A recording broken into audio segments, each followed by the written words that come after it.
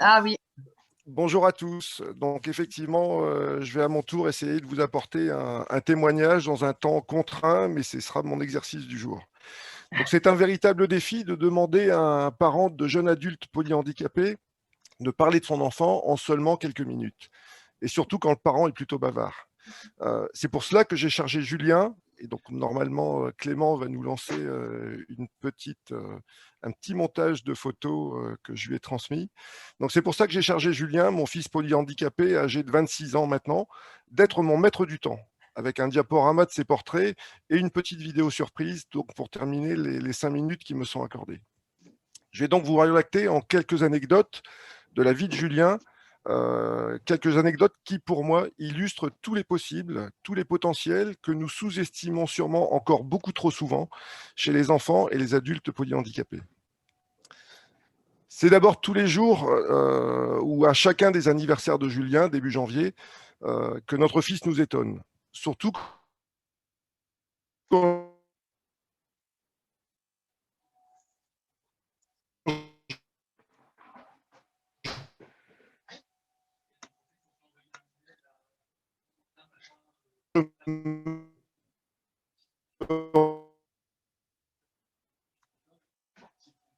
et a su nous dire humblement, je ne sais pas.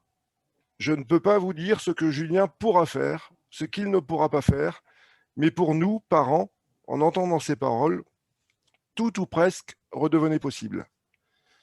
Julien n'a pas de communication verbale. Il sait par contre bien faire comprendre quand ça va ou quand ça ne va pas, quand il est content ou quand il n'est pas content. Juste par son regard, ses mimiques, son sourire ou sa moue avec la bouche à l'envers. Je vous laisse en juger sur les photos qui défilent. La vie de parents d'enfants handicapés est ponctuée de rencontres merveilleuses qui conditionnent notre parcours. C'est une kiné, Marie-Christine Declercq, qui a accepté à la sortie d'hospitalisation de Julien, alors âgé de 6 mois en plein mois d'août 2015, de s'occuper de lui pour quelques semaines qui ont finalement duré plus de 16 ans. Elle a d'abord cherché et réussi à déverrouiller les cervicales de Julien en lui faisant suivre du regard le spot d'une lampe de poche sur une plaque de tissu Vichy et en l'encourageant sans cesse de la voix avec ses c'est bien, Julien, c'est bien, Julien.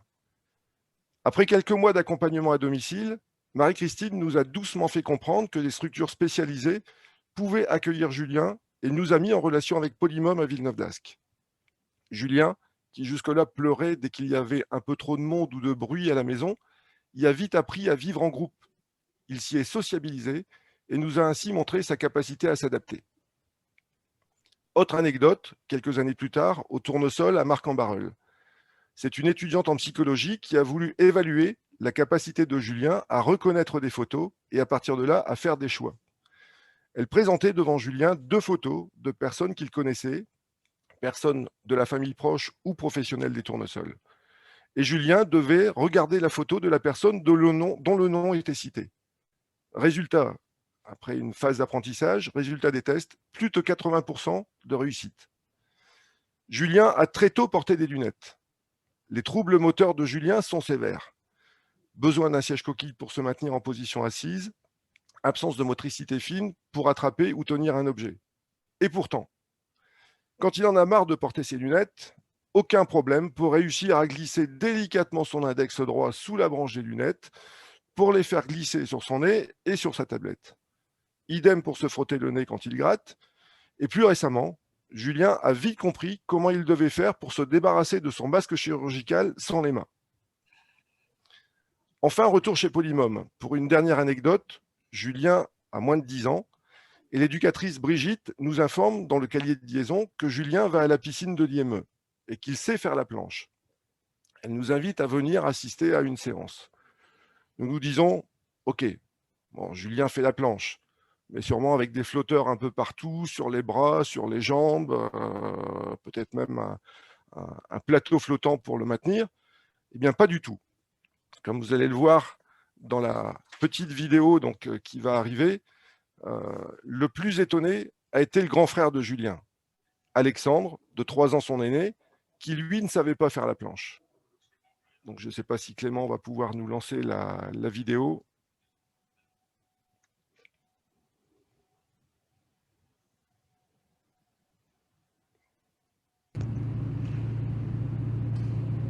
on va regarder pendant... C'est un petit peu plus loin. Clément, si tu veux bien avancer par rapport au timing que j'avais donné.